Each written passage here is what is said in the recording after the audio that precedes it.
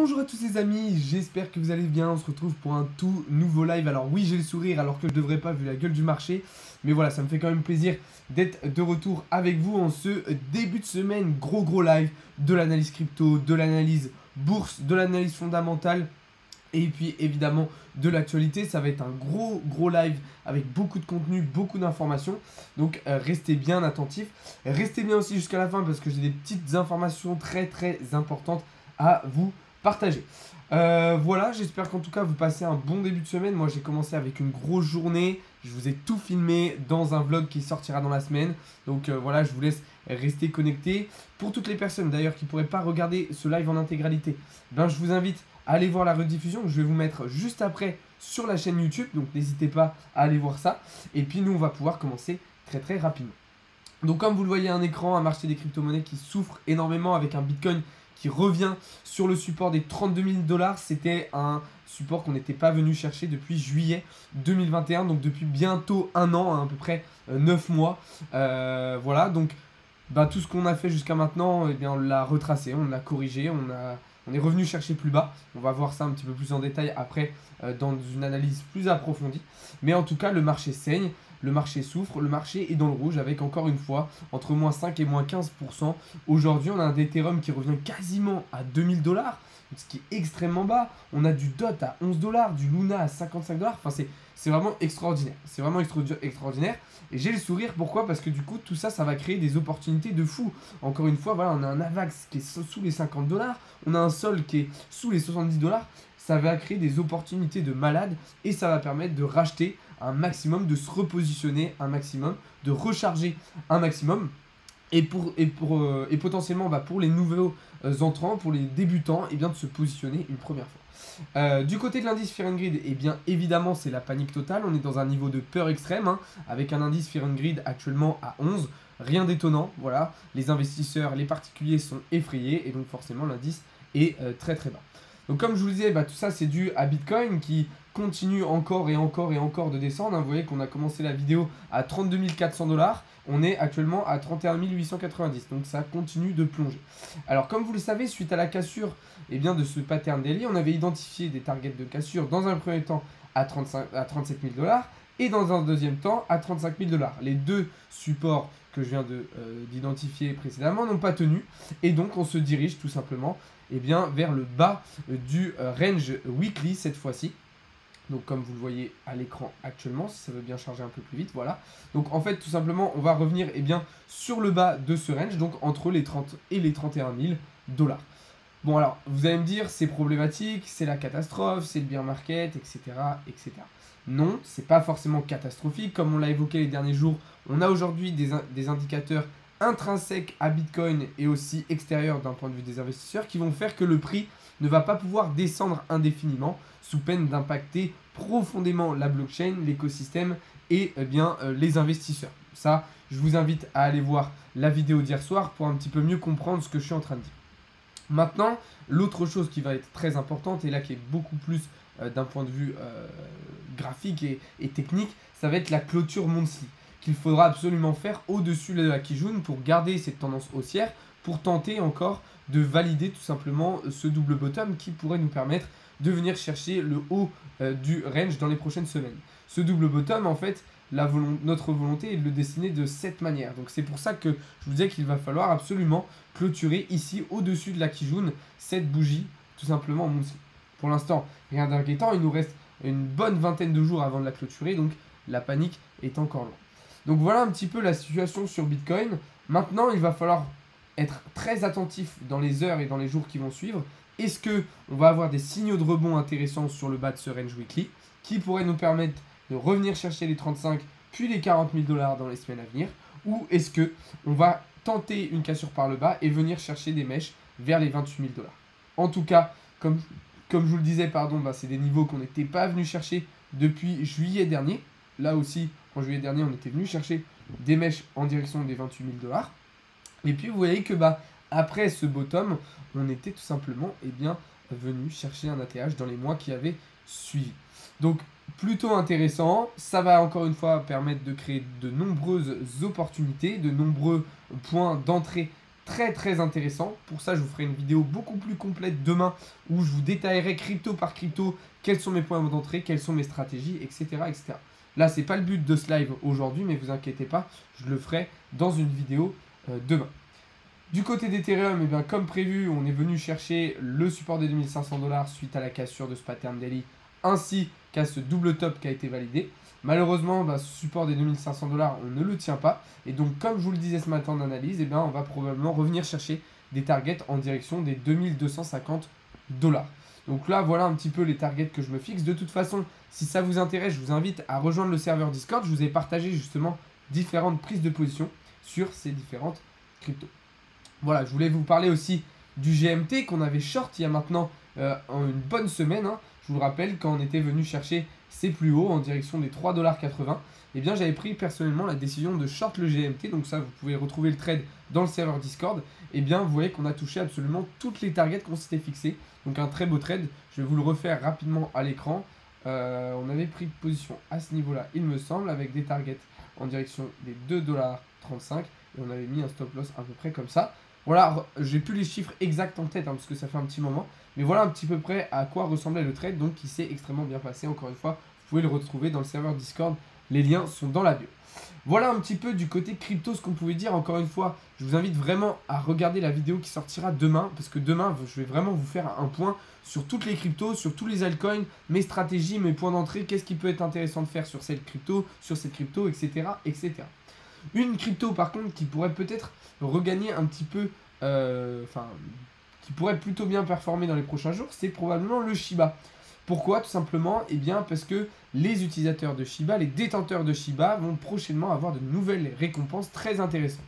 Et tout ça, eh bien évidemment, ça pourrait encourager le cours du Shiba à la hausse. Alors maintenant, graphiquement, on voit qu'on est dans une toute autre situation, puisque comme vous le voyez juste ici, on est en train de tenter la cassure de ce pattern par le bas. Mais attention, avec cette nouveauté, avec ces nouveaux avantages tout simplement pour les détenteurs de Shiba, ça pourrait créer une nouvelle attractivité, une nouvelle valeur ajoutée, ce qui pourrait permettre au cours du Shiba de se réapprécier dans les semaines à venir. Alors attention, ça reste un shitcoin, selon moi, ça reste un investissement dangereux, mais je tenais quand même à vous partager cette actualité selon moi intéressante.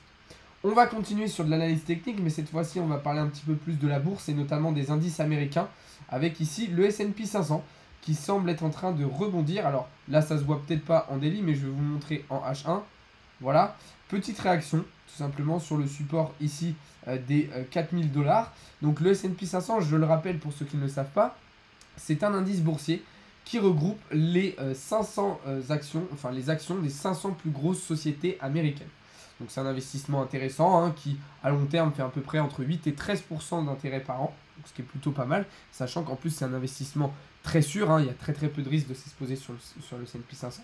Et justement sur le S&P 500, selon moi, on arrive vraiment sur des niveaux bas, sur les niveaux les plus bas, tout simplement. Pour moi, on vient actuellement chercher un bottom sur ce support ici des 4020 $, et pour moi, du coup, ça peut être un signal de rachat intéressant.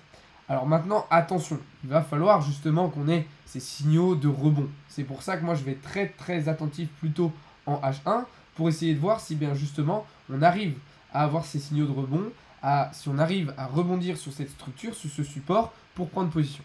Si c'est le cas, eh bien je prendrai cette position avec pour objectif de venir chercher le niveau 0.618 de Fibonacci, donc en direction des 4520 $, et puis un stop loss que je vais placer un petit peu bas. Voilà, vous voyez que je me laisse un petit peu de marge parce que voilà, je vais éviter de l'absorption de liquidité. Si jamais le marché venait justement essayer de récupérer la liquidité, je veux absolument me protéger de ça. Donc j'ai placé un stop loss au niveau des 3922 $. Ça me permet d'avoir un ratio risque récompense de 3,17, ce qui est tout à fait correct, ce qui est même très intéressant. Donc voilà une petite idée. Maintenant attention, je vais aussi prendre en compte les indicateurs externes au marché, donc de l'analyse fondamentale, c'est-à-dire la situation économique mondiale, mais aussi le conflit russo-ukrainien qui va selon moi avoir pas mal d'impact sur la santé économique de ces différentes entreprises, de ces différents indices évidemment. Donc voilà un petit peu pour cette première partie de live un petit peu plus analyse. Je suis désolé, je suis encore un peu enrhumé. Pourquoi mon live ne s'était pas lancé? Ah, alors attendez, je viens de me rendre compte à l'instant. Je ne sais pas pourquoi, j'ai mon live sur TikTok qui a été suspendu. Je pourrais pas te dire. Je pourrais pas vous dire, pardon. Je comprends pas trop. Bon, c'est pas grave, je vais relancer le live sur TikTok. Je m'excuse hein, pour ceux qui étaient... Ah, alors je vois à l'instant que je ne peux plus faire de live. Alors je ne sais pas pourquoi, il doit y avoir condition d'âge minimale. Ok, bon bah il y a un... Je pourrais pas faire de live jusqu'à 18h56. Alors je comprends pas ce qui s'est passé. Je vois ça en direct avec vous, hein. J'ai un peu de mal à comprendre ce qui se passe. Pourquoi tout simplement ça m'a bloqué le live, ça m'a bloqué l'accès au live. Là j'ai une mise à jour tout simplement. De conditions, les actions d'âge. Conditions d'âge minimal. Alors visiblement mon live était pas autorisé à tous les âges. Bon, pas grave. C'est pas grave, on va continuer quand même, hein, pas de soucis. Vous inquiétez pas, on va continuer quand même. Assez surprenant, voilà ce qui se passe, mais c'est pas grave, c'est comme ça. Du coup, voilà. Une grosse actualité que je voulais vous partager, c'est tout simplement Instagram qui se lance dans les NFT. Vous en avez probablement entendu parler. Mark Zuckerberg en avait parlé aussi maintenant il y a quelques mois. Donc Instagram, ça y est, se lance de les NFT. C'est pas du tout anodin comme actualité, ça veut vraiment dire qu'on va avoir tout simplement une démocratisation, une adoption massive des NFT et des crypto-monnaies un petit peu partout dans le monde. Parce que voilà, Instagram, on sait aujourd'hui, c'est l'un des plus gros réseaux sociaux. Donc ça va être très très intéressant.